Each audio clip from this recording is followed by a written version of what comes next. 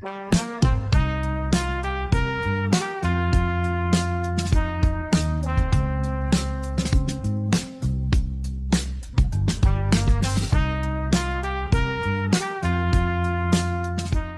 up, dude? How you doing? Doing great, man. How are you? It's been just one of those days. I don't know. Nothing seems to be working. Nothing but we got our desk set up. We got our mics, our cameras, all our equipment. How's your whole equipment situation handled out? Amazon Primed? Yes, I'm so glad you brought this up because I've been using the same webcam for like 12 years and it seemed perfectly fine, but I wanted to get a new and better webcam.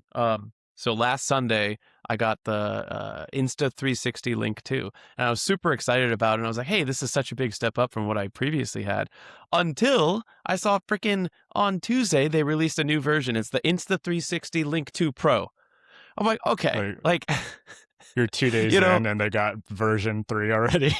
it's almost zero difference too. Like there's no benefit that I need from it, but I can't be outdated on day 2 of owning a product. So that's been grinding my gears. But yeah, I got my microphone, I got a nice webcam. Life's good. Nice. I had something similar happen. I don't know if I told you, but I started working for like I won't say their brand, but a ski boot company. So like custom ski boots and everything like that. So first time I've ever like really got fit for boots and no side whatever. So basically how it works is you get the shell of the ski boot and then they put like a custom liner and then they infuse the liner with foam and it gets all formed to your foot. So I found out my boots were 2 sizes too big. So I went down size and then they put the mold in and whatever. So I buy them. I don't know. They're like $230, pretty good. I go check back the website like 2 days later, like literally exactly what you're saying. And they decrease the price $40. Of course. So Yeah. I send them an email immediately. I'm like, hey, I just bought these. Can you give me a refund? Luckily, they gave me the money back. But is that not just like either you don't go check back the website and you just don't know, or you need to start checking every time you buy something and just see. Dude, that's the thing. Nobody checks, right? Like once, and I don't know about you, but when I go to buy something, I love, especially if it's a new thing that I maybe don't have, or it's a new area, a new hobby I'm getting into. I don't just buy something. I love the process of learning about it, researching it. I watch YouTube people review. They're like, oh yeah, here's 14 different webcams side by side by side. I don't even know what I'm looking for. I don't have the proficiency, but I love researching it. I sit up there at like midnight with my tablet instead of sleeping, like watching these videos, trying to learn all this stuff. Then I buy something. I'm not going a week later or 3 days later to see if the price changed or if there's a new product. I'm like, I learned the thing, I got the thing, I checked the box, I'm moving on. Yeah, yeah. I feel like AI is ruining that for me. Just using like how many times I put into ChatGPT, like, find me the best version of whatever, like microphones or whatever it is, just because like I don't want to make a bad choice economically, but I'm also like, I kind of want to know why they're going to pick this or that or the other.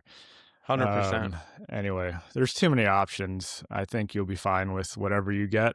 I mean, we're going to be doing it either way. I think we should probably start the show. Let's do it. All right, let's start the show. Thank you guys for tuning in to another episode of Off the Collar. I'm your host, Nick Johnson. Thank you guys again for checking back with us. We are on version 6 or 7 or 12 or I don't even know at this point. But who you were just listening to is my new co-host. I still don't really know what to call you. I've known you since we were 13 years old, so going on 20 years now. Went to the same middle school, high school, something like that. And I'll explain why I don't know what to call you. Sandy or Rami, thank you for joining the podcast. Why? What are we doing here? Well, I have a legal name and I have a personal name and I have a nickname, and a couple other people have started calling me another name. At this point, I have 5 or 6 names out there, but I go by Sandy, man. I'm Sandy. Well, Sandy is what I've known you as for the majority of my life. And I think it's just going to be that. But if I say your other name, we might have to go and sign an NDA or something. So what we are doing, before I get too far into this brand new format, this episode is sponsored by Arcos Golf, Talkspace, Instacart, and Factor Rated Meals. Go ahead and check them out in our bio on Instagram and on Spotify. We are going to be doing these. I'm going to say weekly at this point, just to get some sort of cadence going. Really, in a new format that, through some trial and error, Sandy and I have agreed to start pushing forward.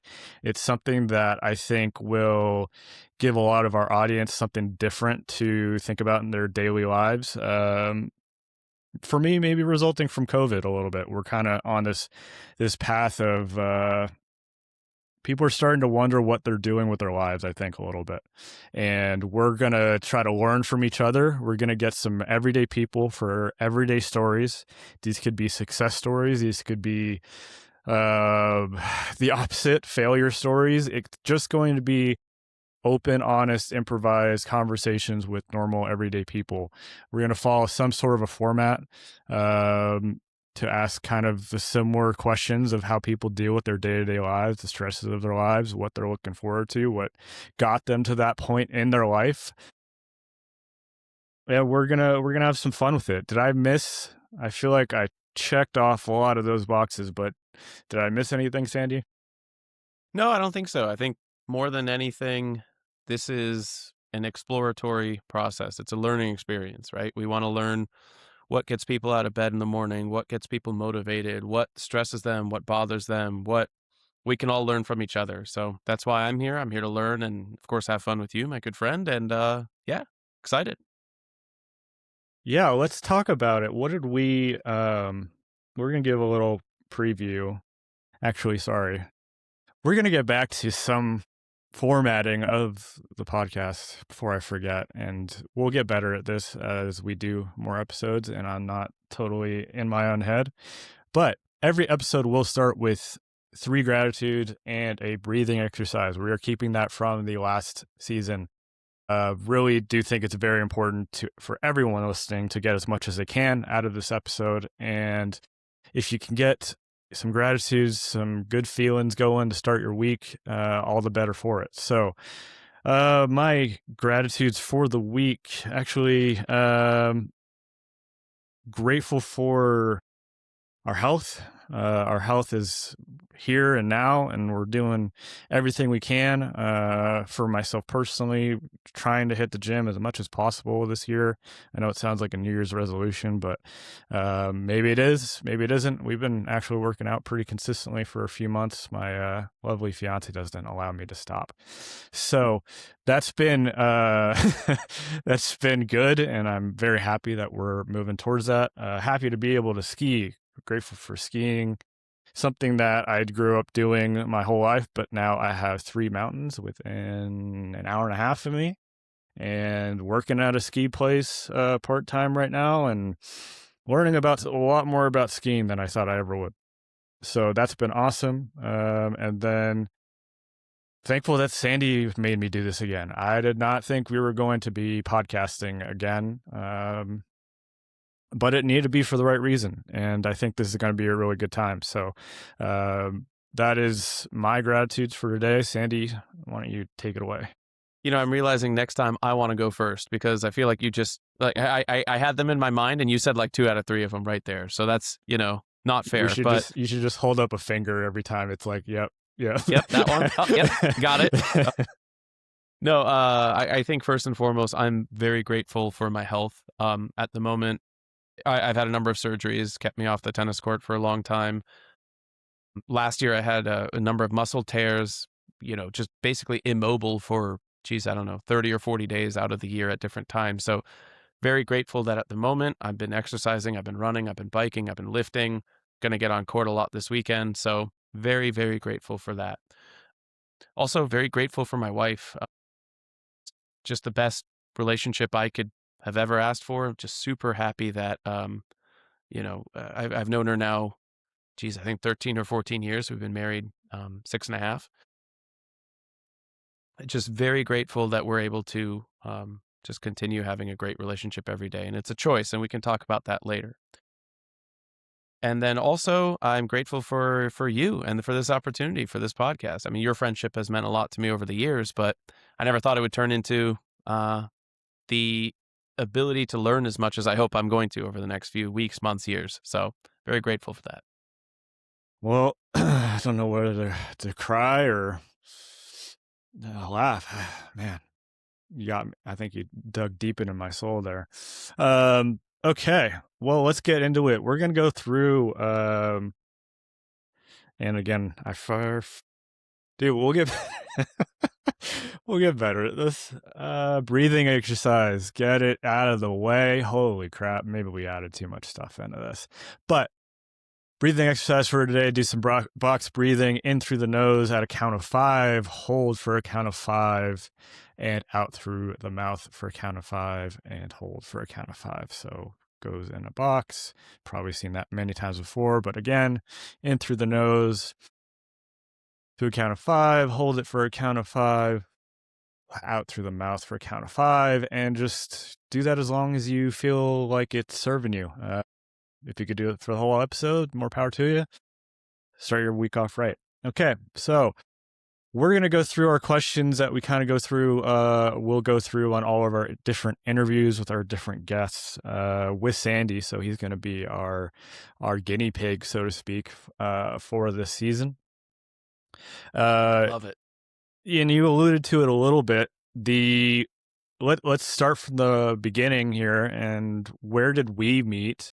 Where are we from originally? Give us a little bit of little Sandy Arami and his growing up in we'll start there. Yeah, well, we met in San Diego, the small little coastal town of La Jolla. Yeah, I don't actually remember if it was middle school or high school, but yeah, we met either at La Jolla High School or Muirlands Middle School. I want to say from cross country is actually where I first met you, so probably high school. But yeah, I grew up in San Diego. Very lucky to have done so. I know, everybody loves to say the weather's perfect, but also I would say where we grew up, we had a lovely, just open and free childhood, just between playing sports and going to the beach and having fish tacos. It just was everything that I would imagine in the movies, like a great childhood to be, so to speak. So yeah, that's where we met. That's where I grew up, and that's where I'm still lucky enough to call home today. I did serve a very brief sentence, I like to say, in Los Angeles and San Francisco, but I'm back, and hopefully I'll never leave San Diego again. So you have a bit of a background. You had mentioned tennis has always been kind of a part of your life. Your background career-wise has been in finance, corporate finance. If you want to maybe just give our audience an idea of what brought you into. We can start with tennis and then drift into your career in finance, but give us a little bit more insight there on what was the bug that bit you in kind of both aspects there. So I played a lot of sports growing up. I guess at an organized level, I played a lot of soccer and basketball. I got pretty serious into swimming around middle school or so. I did a lot of surfing, obviously being in San Diego. That's a very common one. A lot of skateboarding. I've done other random things like archery as well. I remember I got my master archer badge. I think that's shooting 250 points at, can't remember the distance now, but I got that in like 11th grade or 12th grade or something. And I was like, oh yeah, I'm going to be a professional archer. Didn't end up doing that, but that was a fun learning process. Tennis specifically actually kind of came late in life, but it's the thing that's just overwhelmingly took over. So I started playing tennis. I think the summer right before high school is the first time I held a racket and tried to hit a ball over a net on an actual tennis court. And the reason why is kind of stupid. I had a crush on this girl, and she was taking tennis lessons a couple blocks away from our high school. And I was like, okay, I'm going to go impress her. I'm going to also go to the same place and play tennis with a friend of mine. just a couple courts over, and she's going to see me playing, and she's going to be like, "Oh yeah, like that's awesome." And I had a big crush on her, right? Did not get that story right. You can't start the sport to impress someone. You got to be good at it. Yeah, you better make sure you're good at it. If anything, I probably ruined any chances I may or may not have ever had. But Yeah. luckily for me, it didn't work out for the girl. It did work out with tennis. So at the time I was still swimming, more or less twice a day, and taking that seriously. But I just fell in love with tennis a lot more every day. The playing, the getting better, the watching. I mean, this was, geez, I don't know, 2004, 5, 6, somewhere around there. Roger Federer was just coming into his prominence in his most dominant era. Rafael Nadal in the years to come would start, really troubling him on all surfaces. Djokovic a few years later. I started my tennis journey at the beginning of the golden age of tennis and was able to ride that out until, today. And I still play competitively, compete in tournaments, try to pretend like I'm still an athlete at this old ripe age with my bad back and my horrible knees and stuff. But yeah, love it. Don't act like you're that old. What are you, like 34? I am, and I guess relative in life, that's not that old, but Yeah. for anybody who ever thought they were ever an athlete, Yeah. yeah, it's too old. Yeah. We get some wear and tear. I think this is something I thought about recently, that, you mentioned the golden era in tennis. For anyone new listening, I'm the golfer of the group. If anyone knows me, that's kind of my entire identity, I would guess. But the eras of influential, which I don't think is even a proper way to phrase it because it's more than that, but influential players seems to be dwindling as you and I are getting older. Like when I was a kid, Tiger was coming through into his prime and creating what the sport is today. You had the same thing with Federer, with Djokovic, with Nadal, and you see it in Alvarez and still Djokovic, and but not to dive into sports too much, but like, what is your thought on, we were watching NFL the other day, and an NBA commercial comes on, and I was like, I haven't watched an NBA game in so long because there's just nothing to drive me to it.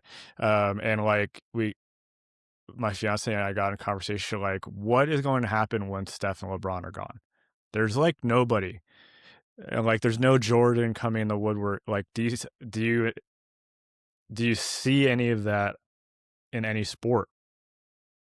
Yeah, it's God, it's such a tough question because I felt the same way about the NBA specifically. I think NBA is suffering from a number of challenges that maybe other sports aren't, but you alluded to a lot of things that are pretty global across the board.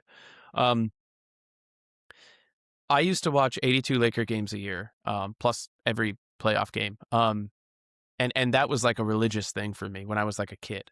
And actually, when I first started playing basketball, I was still watching Jordan. I mean, I was so young, but still, I mean, it was late 90s when I really started playing basketball and loving basketball with my Yeah, family, my uncles and stuff. and that's like the Kobe Shaq era, right? Like, Exactly. The end of Jordan, the start of Kobe Shaq dominance. And that's right. And I rode that all the way until, geez, I don't know, maybe 2010, 11, 12. And then after that, like, it just got harder every year to watch the NBA. And now, I just had my two brothers-in-law over for the holidays for Christmas, and they were watching all the Golden State Warrior games. And it was just so hard to watch, man. It's like now the NBA, I think, is suffering from all these defensive fouls. Like if a defender is like closing their eyes and they put their hands up like this and an offensive player touches them, they call a foul. And I'm like, it's just so hard to watch now.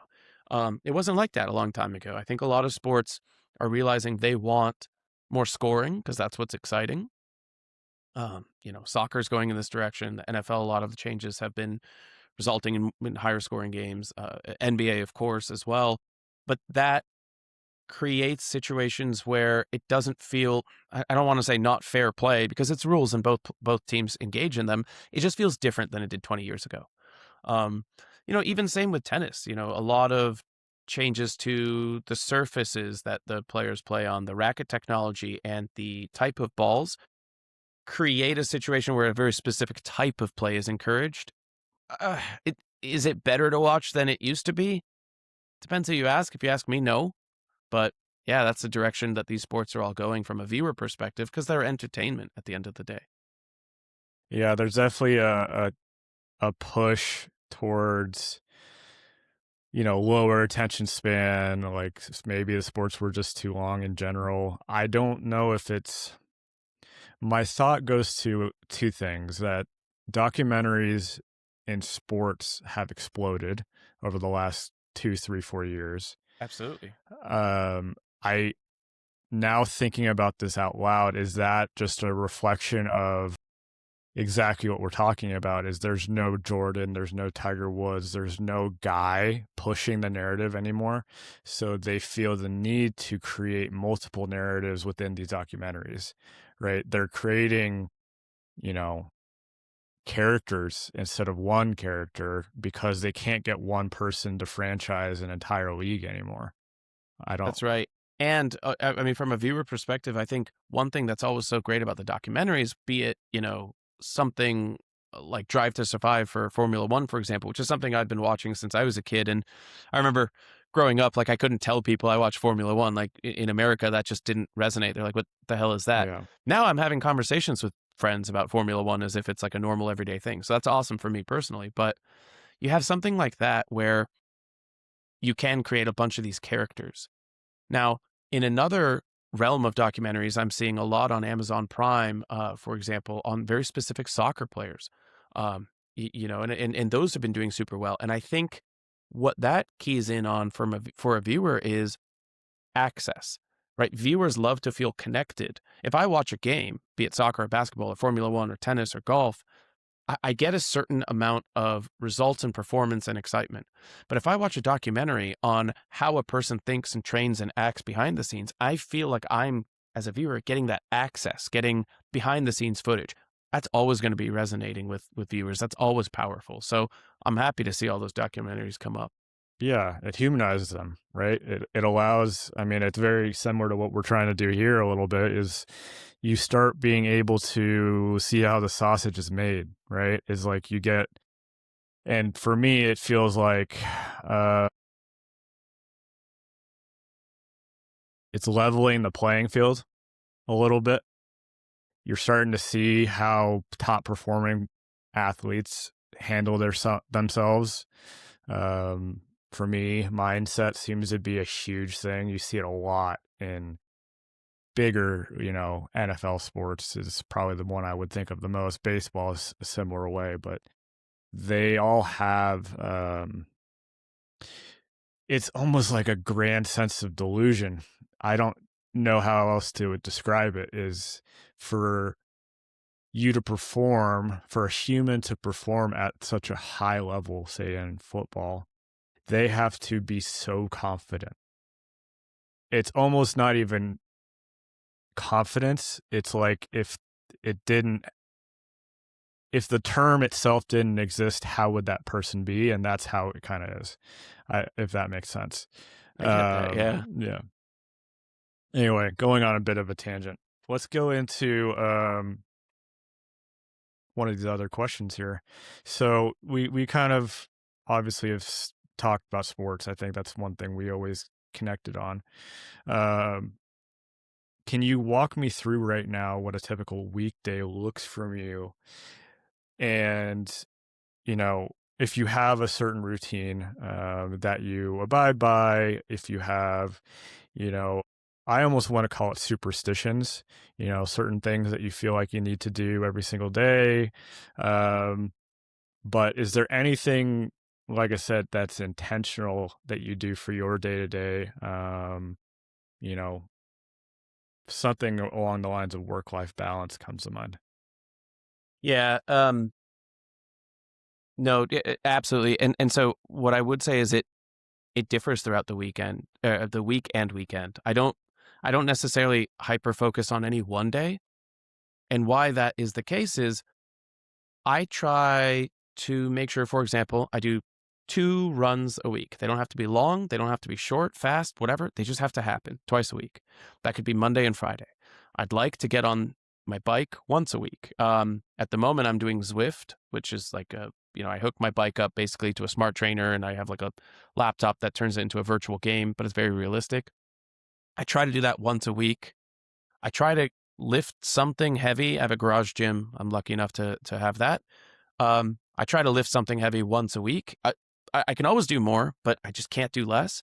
And then I fill as much of the gaps with tennis as I can. Sometimes that, if work is busy and we got stuff on the weekend, maybe that's only twice a week. Sometimes if I have a tournament on the weekend, I'm playing more. Maybe that's 4 or 5 times. So that's why it's not super critical what happens on any one day. But like, for example, typically a day would look like I wake up, usually around 7:15 or so. I have my breakfast. I have my coffee. I walk my dog. I go to the office. I do work in corporate finance. I'm I think 13 years or so into a finance career. I'm typically at the office. Again, you're asking for a typical day. I'd say somewhere from like 8:30, 8:45 to, let's say, 5 to 6 p.m. But if I have nothing else going on, yeah, I'll leave at 5:15, 5:30. If I have to stay late, I have to stay late. That's just the way it works. When I come home, I'm on a clock. Like, I'm very stressed about time usually. I'm on a clock for, am I exercising? Okay, if I am exercising, that has to happen the second I come home. If I let anything get in between me and that exercise, the exercise isn't happening. Now, it helps a lot if you have something organized, like I'm playing tennis with you at 6:30. Okay, well, it's scheduled. I get to go. But if I'm planning on getting on Zwift and getting, a 1-hour bike in, or going for a run, or, lifting weights, if I let myself, I'll just wash some dishes, I'll prep dinner, I'm not doing that workout. So I'm stressed. I got to get that workout in. Once that's done, I'll shower. Usually my wife and I will either have some leftovers or make dinner together. We typically like to make dinner together a couple times a week. We'll watch one television show, whatever we're watching at that time, Netflix, Amazon Prime, whatever it is. And then now it's like 9:30, right? Now what do I do? Unfortunately, I'm not one of those guys that just like sleeps at 10, wakes up at 5, whatever, does the morning yoga. I wish I was. After my swimming days, I do not like waking up and Yeah. working out in the morning. So at that point, usually anything that has to be done administratively, like emails, bills, look into stuff, research webcams, research whatever I'm going to do, that happens sort of between the 10 p.m. and midnight window. So that's what a typical day looks like. What I do between that sort of 6 and 8, that's what flexes. Is it tennis? Is it working out? Is it seeing friends? I used to do trivia on Tuesdays. That was a thing. Now, you asked very specifically, like, do you have any superstitions? Do you have any must-haves? As I get older, I feel like this time increases, but I don't like to go, 48 hours at a hard max without working out in some way. When I was younger, it used to be like 16 hours. Like, I can't imagine at 22 I would ever have gone 24 hours without exercising. But now 48 hours. So, like, for example, last night I went and saw my family. We had dinner. I did not get an exercise. I went straight from work. I got home at like 10. I didn't exercise that day. So, like, tonight I have to get on that bike. There's no way I can't, I can skip that. So moving is very critical. If you I could, can you do the rest of the podcast on your bike? Is that doable? You might hear a lot of panting and breathing, and there'd be a lot of sweat flying at the camera, but yeah, sure can. We'll get some Ziploc bags and just cover up the equipment. I mean, Exactly. Sometimes my wife comes in the garage and she's like, "What the hell are you doing in here?" Because I'm like, a lot of times they have these races and you're fighting against these people, and I'm like, I'm like making these sounds, and she's like, "Are you dying?" I'm like, "Get out of here!" The interesting thing is it sounds like you don't have very much downtime. Your Monday through Friday is more or less spoken for. I somehow made you agree to do this podcast once in a while, but What did or I maybe say? I you said my maybe biggest yeah. concern is time. I mean, is it not everyone's concern? I think one thing about that I would definitely recommend any of the listeners look into. There is a book called My Morning Routine, and this kind of feeds into exactly what you're talking about. That is a eye opener in a lot of different cases. I don't remember who it's by. I'm sure I could look it up, but I'm being lazy right now.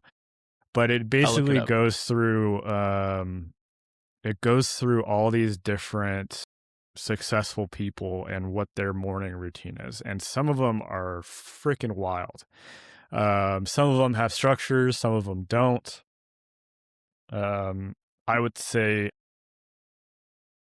if my memory serves, surprisingly, a lot of them don't have a whole lot of structure, but there are some internal clocks or internal warning mechanisms that they all have towards one thing or another. I would say, as I've gotten older, the routine in the morning has gotten important but looser. I don't I'm not really sure why that is. I think we have had a tough go of it just in our household with moving and everything like that, and the holidays drained us, so it's like waking up right now and the sun comes up later. It's just kind of like harder to get up in the morning. But I will say, and this is where Lauren, my fiance, is so good about this stuff, and I've always been horrible, is she does not let us like falter. Like this podcast is a perfect example. Is like, there's times where I'll start something and I'll, get into it for like 6 months or maybe 3 months, and then it'll just stop. And Yeah. I don't go back to it. Working out's another one. Like, that's something that I honestly dread, but it has been, I gotta say, probably 6, 7 months of continuous like training style working out again, which I haven't done since really when I was in college and like high school and training to like play professionally. That's awesome. Um, That's great. so I mean, it's good and bad. It sucks. Not gonna lie, I hate it so much. Like, Do there's you really? times where I just I do it, but if I had a choice, but this is the thing. I think the one thing that Lauren was really good about is we mixed it up a lot. So we joined ClassPass probably in that same time frame, like 6, 7, 8 months ago, which allowed us, especially in Pacific Beach where we lived, there's so many workout places around there that ClassPass would work. And it's basically like you get a subscription every month. They give you a certain amount of points, and every class is worth like 5, 6, 7 points, whatever it might be.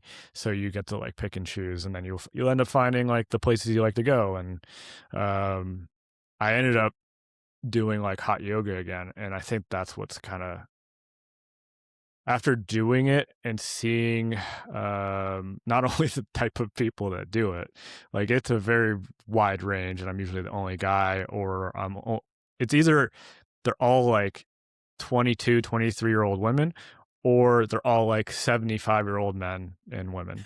And there's like me that's kind of in between. And I'm just kind of, I did yoga in college, but like hot yoga to me, in combination with like cold plunging and stuff, is the only thing I've really seen show some like actual evidence that my body can kind of snap back to its, where it's supposed to be. That's awesome. Um, Sorry, I'm going on tangents, Well, let me but just jump in real quick and say my morning routine is written by Mr. Benjamin Spall and Michael Zander. So that's that. You brought up a good point. The structure. Yeah, I personally don't have a ton of downtime. It's the way I operate. I wouldn't necessarily say that's a good thing, by the way. I mentioned I just had my two brothers-in-law over for the weekend, and my wife's family is very much like, they'll all sit in a room and just hang out together and chill and do nothing, like do absolutely nothing. And you know me well enough probably to know that very few things on the planet can bother me as much as what I just explained. I, I'll get like straight up anxiety and I'm just like, all right, what are we doing? And they're like, oh yeah, nothing. I'm like, what? So I'm going to go in the garage and build a piece of furniture. Like, I can't sit and just do nothing.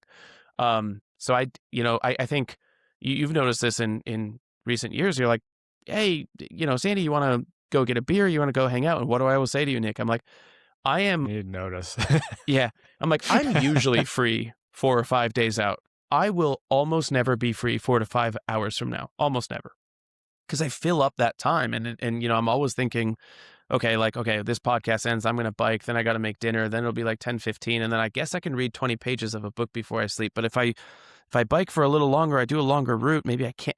I'm always thinking this way. So it's good in that I feel like I get a lot done and I love exploring new hobbies and trying new things. So I think that's awesome, but it's bad because, compared to a lot of people that are just sort of like really chill and relaxed and low stress people, that's awesome. I envy them. I'm just always like, what's the next thing? What are we doing? When are we doing it? Come on, hurry. You said an hour. It's been an hour and 7 minutes. We got to move. Right. I feel like we missed an opportunity for you and I to have like a sitcom moment because we didn't live too far from each other. And there could have easily been a time where I just knock on your door with a bottle of alcohol, like you see in all the sitcoms.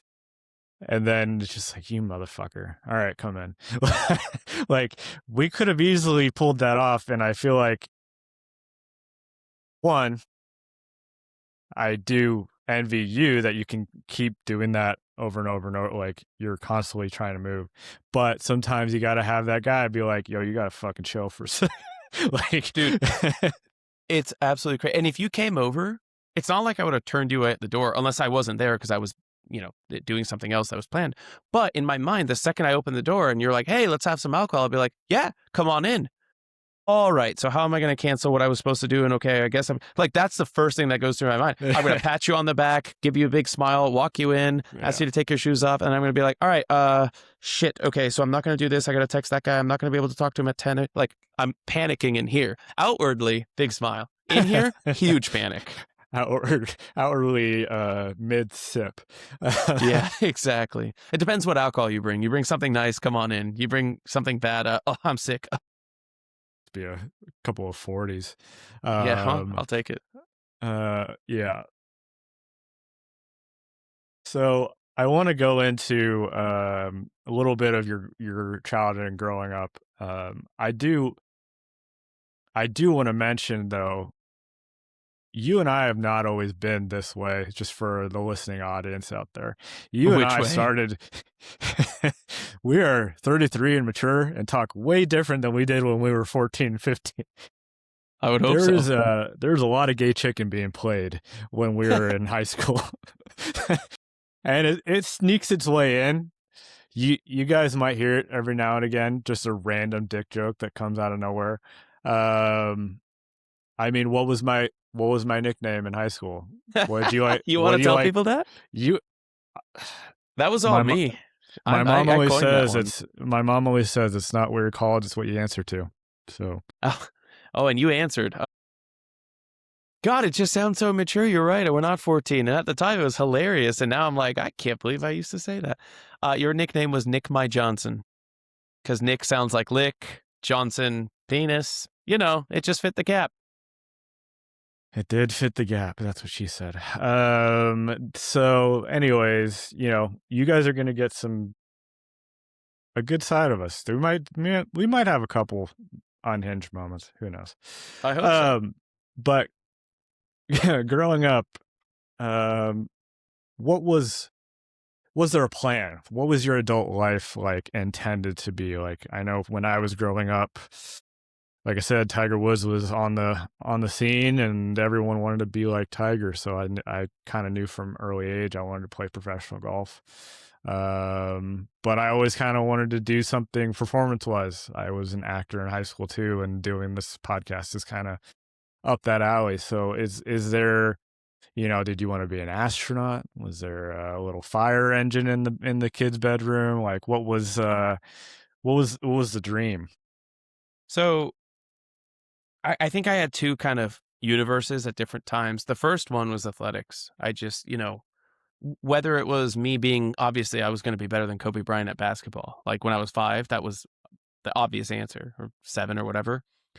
to, soccer. The first one I took really seriously was swimming. Somewhere around ninth grade or 10th grade, maybe eighth to ninth grade. That's when I started swimming just a lot, like twice a day, and I wasn't doing it on a team. I was just like doing it because I enjoyed it. Um, I think around 11th grade, this was ahead of the 2008 Olympics. So this was maybe a year and a half before then. I tried for Olympic trials, and Jesus, I'm not going to remember the times now, but in the 50 free, I was like 1.2 seconds off or something, Olympic trials. And that might sound impressive, but every swimmer that's listening to this right now is just going to be like, oh, well, that's not close at all. Like it's impossible to make up this 1.2 seconds. But I was so sure I was going to be some form of athlete. Then around that time, I was really ramping up with tennis. Obviously, I was going to win Wimbledon. I mean, of course, you Local can't do tennis? that if you start tennis at 14 or whatever. But yeah, I really wanted to be some form of athlete. I just saw that. Like I was doing everything I was supposed to do. I did super well in high school. I, got good grades. I got a good SAT score. I went to college.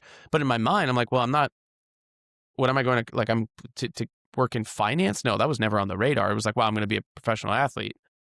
Okay, well, like, okay, I'm graduating from college. Maybe I should like have a job while I'm obviously going to be a professional athlete. And then that's when I started changing from I'm going to be a professional athlete when I was like 21. Like, well, hold on. I should have been a professional athlete by now. And I'm not really that close in any specific arena. I was going to be a CEO entrepreneur, right? I think our era, maybe now kids in college think they're going to be influencers or I don't know, Instagram people. I'm not sure. YouTubers. When we were in college, I think the common answer was I'm going to start my own company. I have started a few of my own companies, nothing to the point of like, me making tens of millions of dollars and retiring, but I thought I was going to be like, a Mark Zuckerberg. I had no idea what I was saying, Nick. I didn't know what it took to do that. I didn't know. The first company I started was in 2014. I was selling like packaged small, online sales, direct to consumer, packaged goods, watch, headphones, sunglasses as a cohesive brand. I was like, yeah, when I launched the company, I thought I had a good idea. I did a lot of work with the manufacturers, getting the products to be exactly what I wanted them to look like. I thought I had made it. I haven't sold one thing, and in my mind, I was like, I made it. Look at me. I'm an entrepreneur. I'm a CEO. Wow, did I learn a lot that year? Because that's when the work starts. That's not when the work ends. So yeah, that's growing up. I athlete first, entrepreneur slash CEO second, finance, corporate America, absolutely dead last. Never thought I'd ever do that. Is that so? Your desire to be an athlete, entrepreneurial, is that stemmed from like how you were raised? Like like did they have certain expectations for you as a child that you thought, you know, a lot of people I think are instilled at a very young age what success looks like or what they should go a route down, like not to be any sort of stereotypical or racist, but I think a lot of Asians in general are pushed towards medical fields. I don't know why, but there's something, in the way that they're brought up that instills entrepreneurial mindset. Like you mentioned, I had the same thing from my dad. My dad did startups when I was all through high school. So me being entrepreneurial was on the cards. Did you have like an influence that you think you can stem that back to? So I I've had a number of very large influences directly from my family, as you said. I guess first and foremost, my dad is an orthopedic surgeon. He's like soft retired now, but he was an orthopedic surgeon for like 40 some odd years. And I remember in high school, I told him I didn't want to pursue medicine. I took like AP Bio. I got a good grade, but I just didn't love it. I was like, Dad, see, I don't like AP Bio. I'm not going to do medicine. And he's like, that has nothing. Oh, okay. Like he didn't fight me on it. But I remember what he said at that time. I was 10th grade, I think. He said, I don't care if you're a garbage man. I really don't. I don't care what you want to do. I just care that you do it to the best of your ability. So when, and that was a big thing for me because when I eventually did decide, hey, I'm going to be a financial analyst, I'm going to pursue finance, I'm going to go, go up the ladder in corporate American finance, his first thought was, okay, when are you getting your MBA? Well, you said finance, right? You want to do this business thing? Like, when are you getting your MBA? Only reason I got my MBA was because my dad, every conversation I had with my dad for about 4 years was about the MBA. And I mean that, Nick. Every conversation I had. I was like, hey, Dad, like, what do you want for dinner? Dinner. Guy doesn't have an MBA. He's thinking about dinner. Like, every conversation was about that. So that was one big influence. My family, I had a number of athletes in my family that played that national level for the country of Iran, where my family is from, in soccer. So growing up, I saw my uncles training a lot for soccer. Even, at this point, they're not professional anymore. They were like in their 30s. They'd moved on. They're here in San Diego. Even then, they're playing indoor leagues. Actually, the water tower where we used to play, and pour one out because it's been closed since COVID. I Yeah. remember being 4 years old at the water tower watching my uncles play. So they played a very high level of soccer. So I saw their training and their regimen and their performance in an athletic capacity. And then I had I guess two uncles that were entrepreneurial. They had started their own companies, very successful companies when I was, late 90s. So I had a lot of that. I had the work ethic for athleticism from a lot of members of my family. I had entrepreneurial activities from some uncles. I had my dad's just insistence for always bettering yourself in whatever field you choose. And I think those things all kind of combine to create, hey, I'm going to be an entrepreneur, I'm going to be an athlete, I'm going to try all these things, I'm going to pursue new hobbies. And that level of obsession that I still have, I find a new hobby every 6 months, but it's not a cursory view and just kind of move on. I dive deep, I research, I try a lot, I think that comes from those influences. Yeah.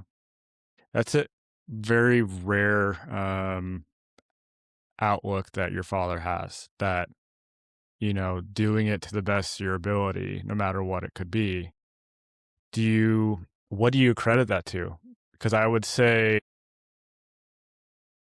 you know, it can be a very similar mindset, but projected a very different way, right? And I think that has, from it being an outside source, I feel like the way he phrased that to you does not internally put pressure on you. It gives you options, but you have a very deep understanding of, you know, how he sees the world and how he expects you to see the world, and how to grow into that. It's, and I wonder how, maybe you can speak to as well, but the thing that comes to mind for me was when I played soccer, my dad was a college soccer player, so he obviously has some sort of deep invested, whatever it might be, towards me being successful at soccer. He got to a point that he couldn't watch me play. He thought he was putting too much pressure on me, which, I love soccer. I never even knew it was a thing that felt he was pressuring me. But, I think you kind of get where I'm going at with this, is like, what I just find that is such a rarity in that perspective. Do you feel like that has driven you, or do you feel like you've had to adjust it for your own path forward? Yeah, I think both, to be honest with you. At times it drives you, and at times it drives you crazy. Um, I wrote all this for anyone listening. If you have the opportunity to still talk to your dad, if he's still here with you, I urge you to ask him a lot of questions about his life. And I did this with my dad not too long ago, and I wrote a lot of the answers down, so I just have them forever. Like, where did you go to school? What did you study? Why did you do this instead of that? Now, my family has the added complexity and layer of being from Iran. And so a lot of the questions I asked him were like, well, why, the rest of my family all came here after the 1979 revolution. Why did you stay, kind of stuff, right? And so I got a lot of this great information from him. One of the things that I got from him was, so in Iran, I don't know if they still do this. You know, I haven't been there, but at the time, uh, you take national exams sort of at the end of high school to see what kind of college you can go into. I don't remember. It's tens of thousands of students around the country take these national exams every year. I'm gonna forgive me if I get the number wrong, but the order of magnitude is correct. He placed ninth, I think, in the country that the year that he took his national exams. So this is the mentality. And I asked him like, well, what did you do to do that? He said, well, I decided after I was like 15 or something that I can't, I can't just, I'm still going to pursue soccer and, I love it, but I need to do something for my academics. So I decided 3 hours every single night I was going to study for these exams, starting like 2 years before they were to be taken. And the sacrifices I made, all my friends would go out and play. And I said, I can do anything I want. I can play as much as I want as soon as I'm done studying. So I remember writing that down, and that's the mentality that he had. So at times that drives you, Nick, right? It's like, I don't need to be the best at anything today. I do, however, need to do 10 minutes of something today to make me better than I was this morning. And at times that drives you crazy because sometimes, sometimes it feels like relationships are falling apart. Work is crazy. I don't know. Oh my God, I look at the to-do list for tomorrow and I'm like, I got 14 things to do. And sometimes you just don't want to put in that 10 minutes. So yeah, the short answer to your question is it's both, man. I mean, sometimes it drives you really far forward and life becomes easy. You're like, dude, 20 minutes a day and I'm making progress. That's all I Right. need. I just need to be a little better. And other times you're just like, I don't know what pressure, it's not pressure. It's, I don't know what expectations you have. I'm never going to fill them. In my mind, I'll never be better than my dad at, discipline, sacrifice, hard work. I can't even, he comes from a different life, a different time. I can't even fathom the opportunities I've had growing up and you've had as well growing up in, a completely unbiased opinion, but one of the best places on earth, I think. Mhm. I'll never, ever fill my dad's expectations. And that hurts sometimes too. Yeah. Yeah, I think we're all given a sense of identity at an early age. Whether it's false or correct is to be determined, but it's something that probably just sets in stone how you are. And then as we get, not to mention COVID, but I still think it's a huge catalyst. It really allowed us to, as a world, to reassess things. A lot of things are still, there's still remnants of it. Be something that our children will read about, our grandchildren will read about. It was a huge, huge change. And it made a lot of people, I mean, unemployment's crazy right now. A job is crazy right now. It's all run by some sort of AI. It's just you and I have gone through it, unfortunately, this last year. But Can I it's throw a wrench in there too? yeah. So I was in between jobs for a couple of months, luckily over the summer last year. So I basically gave myself a summer break. Oh my God, it was so nice, Nick. I would get up Mhm. still around the same time. You asked like what my typical day looks like. Well, it was very different about, I don't know, 7 months Yeah. ago or so. Yeah. I would get up, I would have my breakfast. I'd have like a 10:30, 11 a.m. tennis, sun on me, almost every day. I'd come back. I would do some exercise at night or in the evening. I would make food, great meals. I loved it. I love cooking. And so I realized once I got this, my current job, again in corporate finance, the happiest period of my adult like working years was this past summer. Is the happiest I've been since I was like 21. So what does that say? Like I wasn't making a dollar. I was just playing. I wasn't spending a lot either. I was just like eating good food, playing tennis, and working out. And again, still all the house responsibilities and my dog and my wife, of course. But so how does that shift your priority? Like as you think about work and balance and future and goals. I always thought I need more money, I need a better job, I need a better title, I need more responsibility, I want the newer, better, faster, cleaner, everything, house, car, whatever. Do I? I don't think so.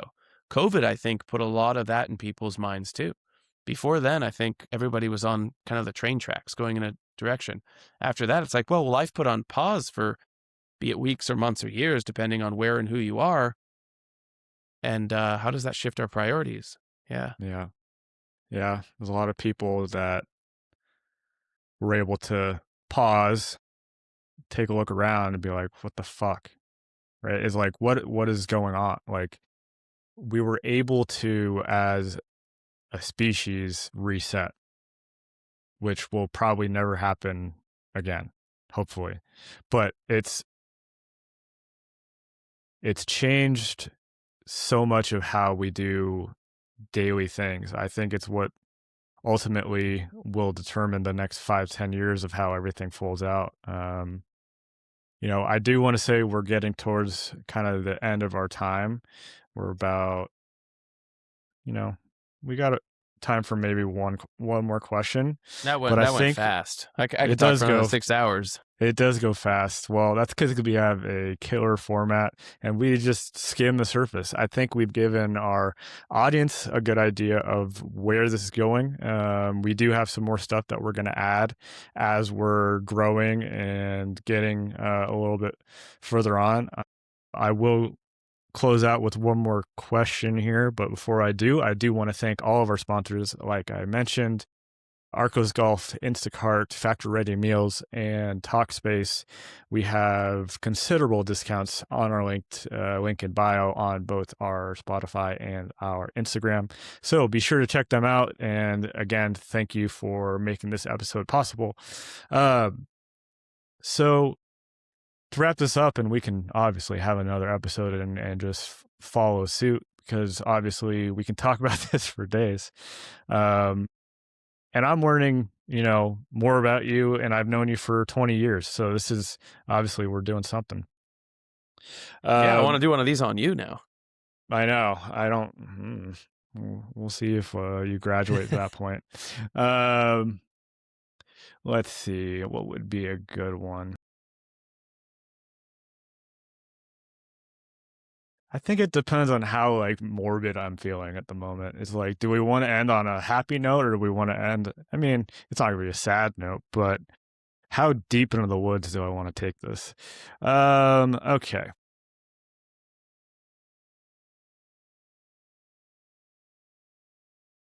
I'm gonna let you pick between 1, 2, or 3. How about that? I get a pick. Love it. Okay. Just sorry, you got to pick a number 1, 2, or A 3. number. I thought you were going to read them out. No, I don't you like don't get this. to This is know. blind. Yeah. 1. Okay. What feels more important to you now than it did 5 or 10 years ago? I mean, so many things, but specifically, I'll say a couple. 1, time. I have never, like, you read this in the books, memoirs, you see it in movies and so, oh, time is the most valuable resource. And you're like, yeah, okay. Like, no, I get it. Yeah, no, it's true. Yeah, okay. I have never been so stressed about my own time as I have over the past few months. Like we talked about, like, I don't like being idle, I just keep doing the next thing but I've realized that everything we do has a cost. Now, these are all fun things. Like, let's say you do 10 things in a week and you want to do all 10 of them. There is still a cost. You want to do them. They're all good. They're all fun. They're good for you. You hang out with friends. There is a cost, however, to hanging out with friends. It means I can't also be doing X or Y or Z.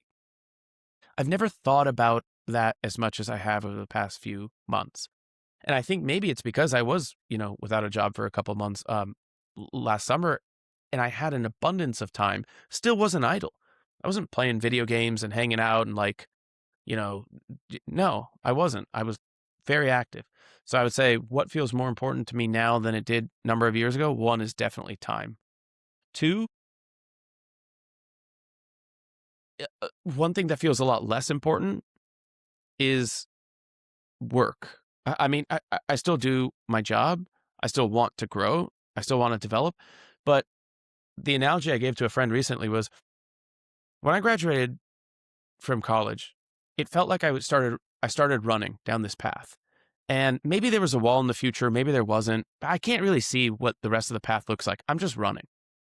Then as you kind of grow a little bit, you go from job to job, or you go get a promotion, or you go up in title or whatever, you're just working on how to run faster, how to run more efficient, how to run at a faster pace, whatever it is. You're still not thinking too far ahead. You don't see what's at the end of the path. Then I went and got my MBA. I got a full-time MBA from UCLA Anderson. met a lot of really great people, got a lot of great value out of that program, and really enjoyed my 2 years there. Now I come back in the workforce, I'm running really effectively now. I think, I mean, who knows? Maybe I'm still not, but I think I'm running really Mhm. efficiently. All of a sudden, I'm getting really good at running on this finance path. But I'm also now starting to see a silhouette of something in the future. Like at the end of the horizon, I'm seeing a wall. I'm like, oh shit, like I didn't think of that. Now, wherever I am in my career, and I still have a long way ahead of me, whether I do something entrepreneurial or something else, this corporate America lens, I see a wall in the future. And it's a shame I spent all this time getting good at running just to realize I'm running into a damn wall. So that's the analogy I gave. So one thing that's not as important to me now, and not that it's not important, it's just it's not going to be a huge priority, is what happens to me at work. If I get laid off tomorrow, if I get fired, if the company goes under, it won't. But you know what I mean? Like, I feel like 5 years ago, it would have affected me very, very strongly. And I put so much of myself into that next promotion, that next career jump. And now I'm like, yeah, I still want all those things. I go home to my family every night. And that what I do between 6 and 10 p.m. is a lot more important to me than what I do between 7:30 and 6 p.m.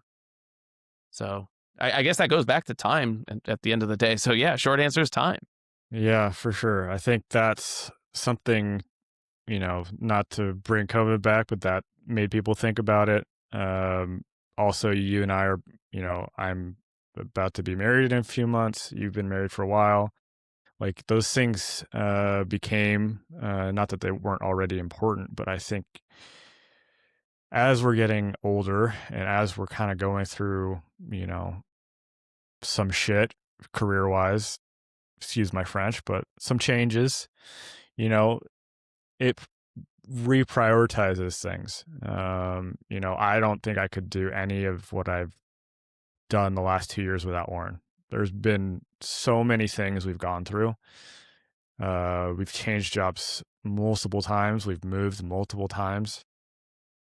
It's, and you have the same thing with Garrett. Like I've known you and your wife together when you were at college at USD. Like you guys have been together a long, long time. It is something that hold a high pedestal for me as being your friend for this long. Like it's a good example. But it does take, you had mentioned it does take work. I think there's something to be said about, I'll try to close off the show here with a thought is we have a lot of resources at our fingertips now with AI. I'm a really huge advocate of it. I think it's made my life, not just work wise, but everything a lot more efficient, a lot cleaner. It's not always right, but it gets my thoughts consolidated and it gets things organized and it gets things done efficiently so that I can spend time on the things I actually care about, which is spending time with family, with Lauren, with, you know, I've used in the last, and I've kind of had this plan since we moved, trying to build a structure for me to follow because I know how my tendency is to try things out for a little bit and then kind of wean off of it. Like it just, I always have a habit of not crossing the finish line. Yep. So Me too, buddy. if I were to say anything that closes out as a thought is use some of the tools that you have at your disposal. It doesn't have to be AI, not for everyone. I think it's great. I kind of probably overshare with it at times, but it does give me, I think, that much more added direction. We've used it on the podcast here just to kind of get some brainstorming going. It's like having another bouncing board that knows a lot of shit. I mean, that's how I And kind of responds treat quickly. it. And responds quickly. Yeah, I've used it for work. It's helped me organize some stuff that is a little bit, I would call very minute tasks, stuff that just takes time, like spreadsheet stuff that, I know how to do, but it's like if I can have it do it while I'm doing something else, you know, more Careful, power Nick. to me. Careful. Don't tell people to use it to do spreadsheets. I'll be out of a job. All right. Well, Cover your ears, guys. Don't listen to that one. Yeah. Well, you still need somebody to know what they're doing. I don't know what I'm doing. I just act like I do. Well, thank you guys for listening to this episode. We will be having new guests every week or so. I'm going to say week. This has been Nick Johnson and Sandy Arami. That's your name for this week. Next week, it could be something completely different. Thank you guys for tuning in. We will see you guys on the next episode. See you guys. Everyday people, everyday stories, completely improvised. Welcome back to the OTC. New episodes every Monday. Follow us on Instagram @OffTheCollar. We will see you guys on the next episode.